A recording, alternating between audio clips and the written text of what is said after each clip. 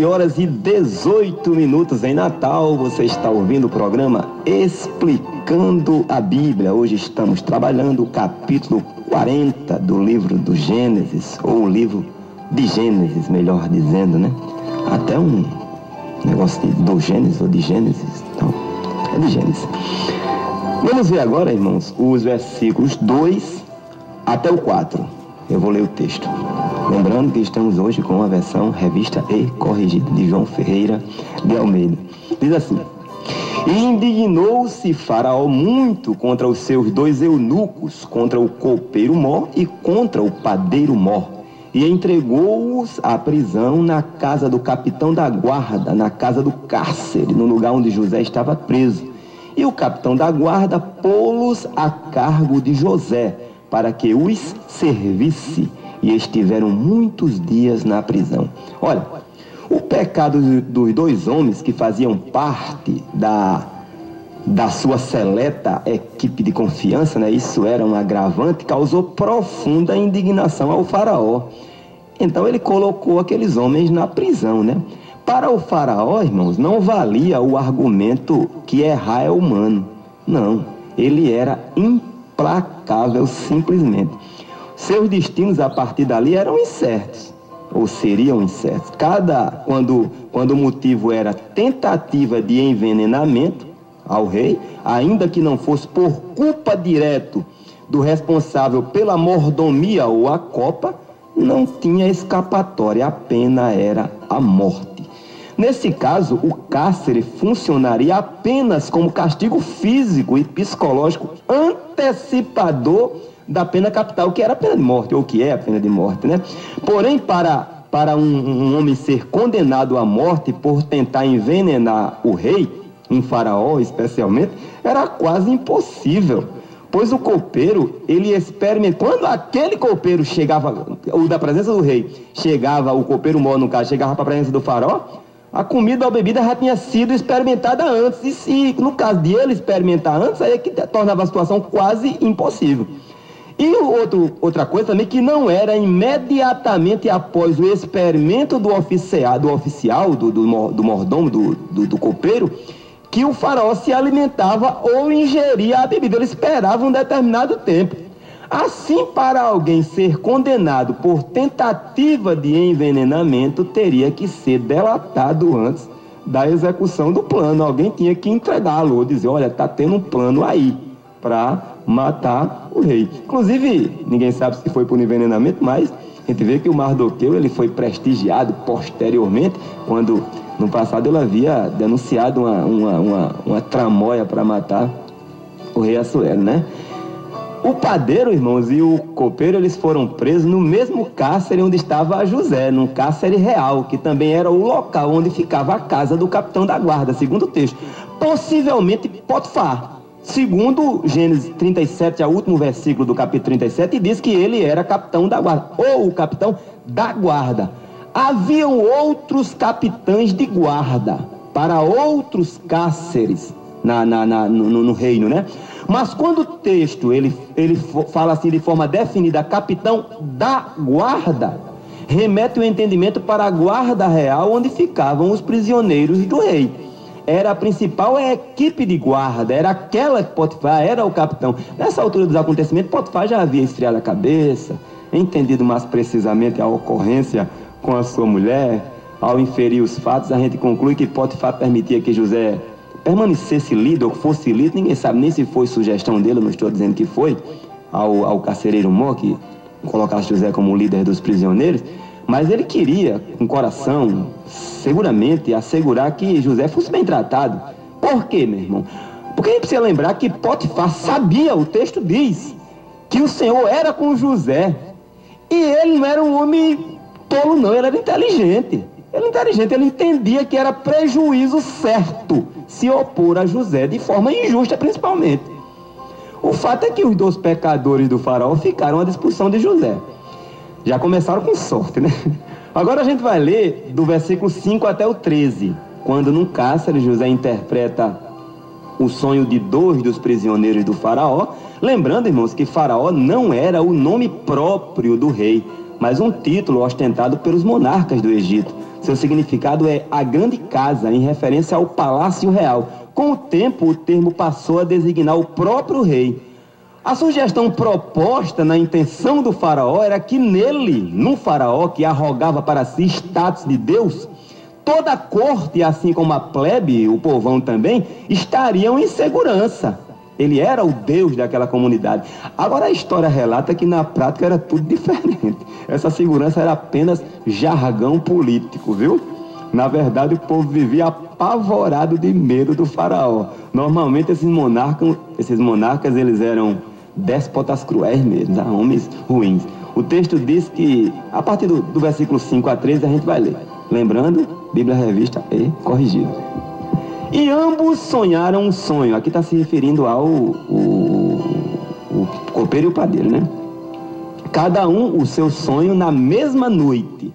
Cada um conforme a interpretação do seu sonho. O copeiro e o padeiro do rei do Egito, que estavam presos na casa do cárcere. E veio José a eles pela manhã, e olhou para eles, e eis que estavam turbados. Então perguntou aos eunucos de Faraó, que com ele estavam no cárcere da casa do seu senhor, dizendo: por que estão hoje tristes os vossos semblantes? E eles disseram: temos sonhado um sonho, e ninguém há que o interprete.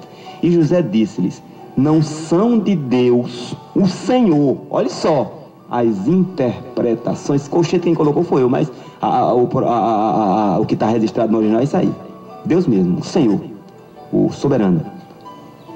Contai-mo, peço-vos. Então contou o copeiro mó o seu sonho a José e disse-lhe: eis que em meu sonho havia uma vide diante da minha face, e na vide 3 sarmentos, e ela estava como que brotando. A sua flor saía e os seus cachos amadureciam em uvas. E o copo de Faraó estava na minha mão, e eu tomava as uvas e as espremia no copo de Faraó, e dava o copo na mão de Faraó. Então disse-lhe José: esta é a interpretação. Os 3 sarmentos são 3 dias.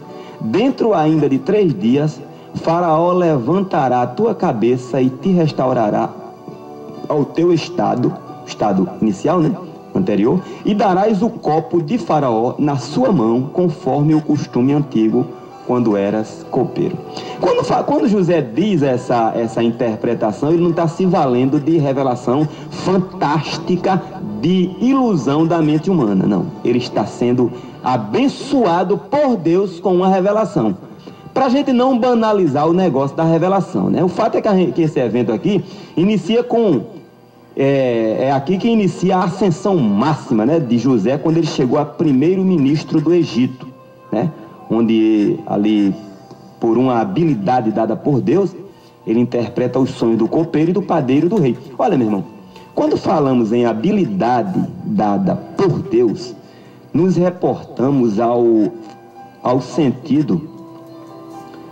Quando a gente fala de habilidade dada por Deus, né, a gente está se reportando ao sentido de poder.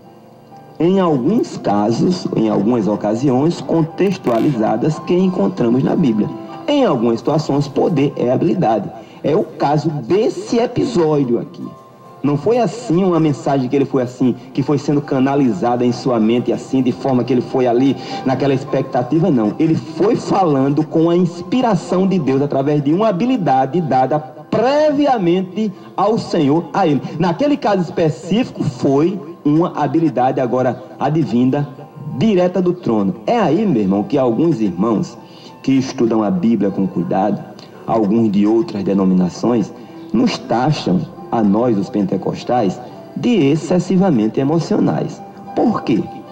Porque costumamos pegar um termo, não de forma generalizada, não todos os pentecostais, mas nós costumamos pegar um termo e rotular o seu sentido de forma inflexível, como não havendo uma outra variável para aquele sentido, para o sentido daquela palavra. Isso de forma emocionada, desconsiderando a contextualização. Há esse costume, lamentavelmente. Agora, claro que a ausência da força que nós, os pentecostais, sentimos e expressamos, que é algo inexplicável, fazem esses irmãos também exagerarem em suas conclusões a respeito de nós, os pentecostais. Mas algumas vezes, de fato, nós passamos por cima do sentido real do texto.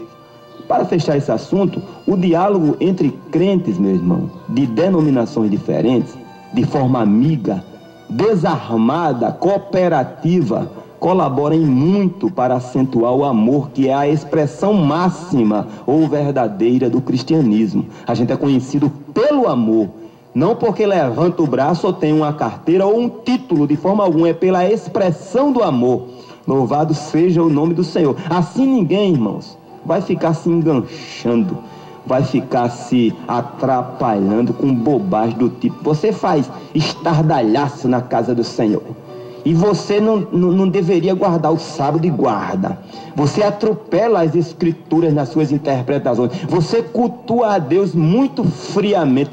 Olha, meu irmão, essas coisas, sim, configuram-se infantilidade, ausência de maturidade espiritual, pois somos um mesmo corpo, com exceção quando alguma vertente religiosa anule o sangue de Jesus ou lhe classifique como insuficiente para salvar, acrescentando qualquer outro critério ou ritual para a salvação. Mas ter normas de conduta ou de liturgia diferentes não exclui ninguém do corpo de Cristo. Fui claro? Bom, se eu não fui claro pelo menos para você, ligue para mim que continuaremos. Não ligue para discutir, pois eu estou fazendo uma grande obra e não tenho tempo para reunião que não coopere com esta obra. Tá certo? Voltando ao texto, os versículos 5 e 6 dizem que o copeiro e o padeiro tiveram sonhos que lhes deixaram preocupados. Pela manhã, antes de iniciar as tarefas do dia, José percebe a inquietação deles e pergunta o motivo de suas preocupações, ou tristeza de semblante, segundo o verso 7, né? Isso mostra, irmãos, que José, ele era cuidadoso com as pessoas para ajudá-las, preocupado mesmo. Ele não era um observador curioso, ou daqueles que são perceptíveis, mas apenas essa percepção para sair reportando as suas conclusões. Para ser mais claro, José não era um mexeriqueiro, nem era um repórter boca larga. Os mais antigos, que amam a comunicação de rádio, se lembram do repórter boca larga, né? A partir do versículo 8, a gente vê que José já havia conquistado a confiança dos seus companheiros de prisão, né? Pois eles se abrem com José. Tivemos um sonho, mas não temos a interpretação. Essa é a jogada de toalhas que eles dão na mão de José. Mas, meu irmão, José, ele se prontifica a ajudar, pedindo para eles lhe contarem o sonho.